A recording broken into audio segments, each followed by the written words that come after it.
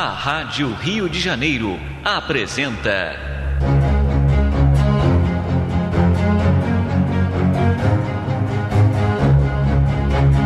a atualidade da mensagem de Chico Xavier.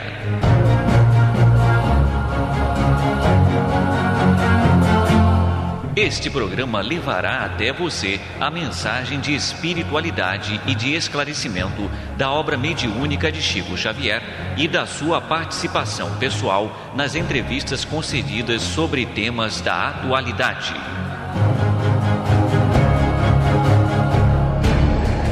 Vamos mais uma vez relembrar aqui temas comentados pelo nosso irmão Chico Xavier, que mesmo depois de 30 anos continuam tão atuais como se tivessem sido abordados hoje. A respeito, por exemplo, da grande produção de alimentos e a fome, foi perguntado ao nosso irmão Chico: pode-se esperar uma grande fome para os próximos anos? E ele serenamente responde: este assunto tem sido estudado por técnicos das nações de vanguarda no progresso econômico e cultural da humanidade. Vale observar, porém, na condição de criaturas convencidas quanto à existência de Deus e da sobrevivência do espírito, que não podemos guardar qualquer impressão negativa quanto ao problema, porque o trabalho é sempre um prodígio da natureza humana. E através desse recurso mágico, a que chamamos trabalho, descobriremos cada vez mais novas técnicas de produção, novos melhoramentos, e sabemos que nos achamos muito longe ainda de explorar todos os recursos do planeta em favor da nossa própria alimentação. Façamos um parênteses no assunto e recordemos que, se todos nos dedicarmos no Brasil a plantar mais um pouco e a trabalhar um tanto mais, além de nossos próprios deveres, indubitavelmente conseguiremos prover-nos com todos os recursos de que temos necessidade ainda em nosso relacionamento comum.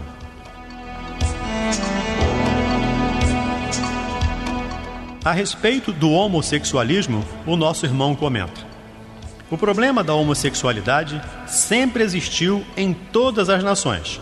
No entanto, com a extensão demográfica no planeta, o assunto adquiriu características de grande intensidade, ou de mais intensidade, porque nos últimos 50 anos a ciência psicológica tem se preocupado detidamente e com razão no que se refere aos ingredientes mais íntimos de nossa natureza pessoal. Estamos efetuando a descoberta de nós mesmos, para além dos padrões psicológicos conhecidos ou milimetrados pelos conhecimentos que possuímos, dentro dos preceitos e preconceitos respeitáveis que nos regem o comportamento social e humano.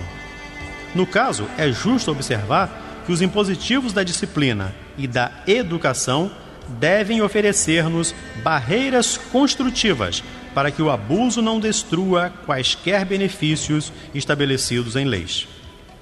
Cremos que tendências à homossexualidade surgem na criatura após muitas existências dessa mesma criatura nas condições de feminilidade ou vice-versa.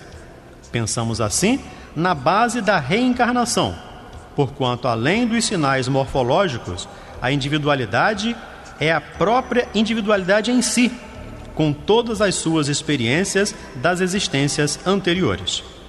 Em vista disso, a homossexualidade pode ser examinada hoje proporcionando ao homem vasto campo de estudos quanto à natureza bissexual do espírito.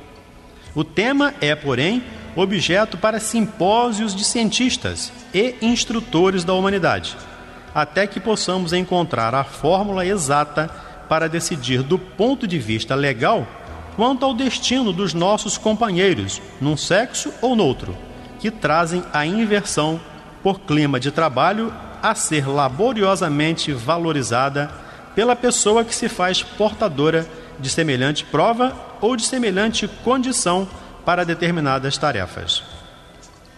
Sabemos que grandes civilizações, como por exemplo a civilização greco-romana, depois de alcançarem avanço espetacular no campo da inteligência, ao perquirirem a natureza complexa do homem, encontraram problemas de sexo muito profundos, que os legisladores de então não quiseram ou não puderam reconhecer. Esses problemas, no entanto, explodindo sem a cobertura de preceitos legais, em plenitude de intemperança nas manifestações afetivas, cooperaram na decadência de ambas as civilizações, greca e romana, que se perderam no tempo, sob o ponto de vista de respeitabilidade e de domínio. Esperamos que os mensageiros da vida maior inspirem nossos dignos representantes da ciência e da justiça na Terra para que a solução do problema apareça oportunamente, favorecendo a paz e a concórdia nos vários campos da evolução da humanidade.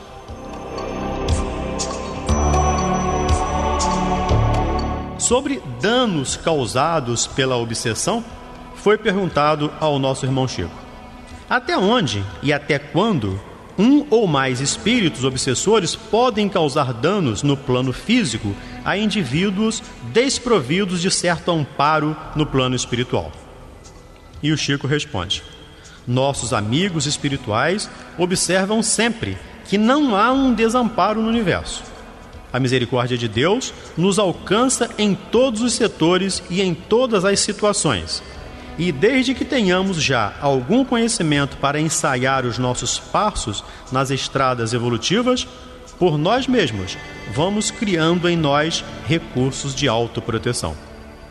Então, nós podemos observar: se temos cuidados especiais para com os nascituros, para com aqueles que ainda não chegaram à vida física e que estão em trânsito para o nosso campo de trabalho, com o concurso das nossas grandes benfeitoras, que são as nossas mães, se temos cuidados especiais para com aqueles que vão chegando, organizando casas especializadas de socorro, de assistência, se o nosso próprio lar é um ninho de amor e de proteção para a criança, quando a criança demanda esse auxílio pela fraqueza em que ela se encontra na obra de Deus, também os espíritos que se encontram ainda muito incipientes no conhecimento próprio merecem considerações e bênçãos especiais dos espíritos superiores.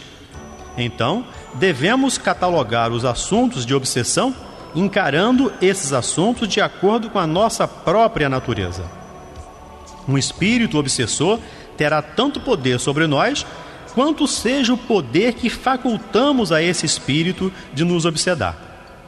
O obsessor tem sempre sobre nós a influência do tamanho da nossa capacidade de atraí-lo para o nosso campo de ação. Poder-se-á observar, por exemplo, que muitas vezes encontramos nos sanatórios irmãos nossos em condições precárias da mente e do cérebro, e que não podem mais criar qualquer fibra de resistência. Mas aí o assunto já transcendeu a possibilidade de estudar, porque nós estamos estudando o caso conosco, que estamos conscientes das nossas responsabilidades. Se não nos guardarmos, se não nos defendermos, se não nos liberarmos antes do complexo de culpa, nessa calamidade que nós chamamos remorso, então nós vamos atravessando as linhas fronteiriças da perturbação, depois o império das forças inferiores sobre nós. Então o assunto já é pertinente a considerações outras, que não as desta hora, em que estamos estudando o problema da obsessão com a nossa inteireza de conhecimentos, para sabermos muito bem discernir o que é bom e o que não serve para nós.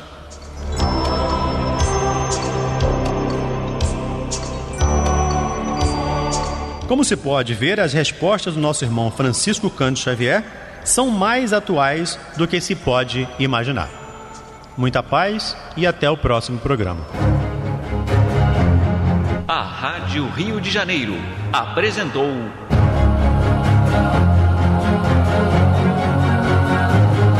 a atualidade da mensagem de Chico Xavier.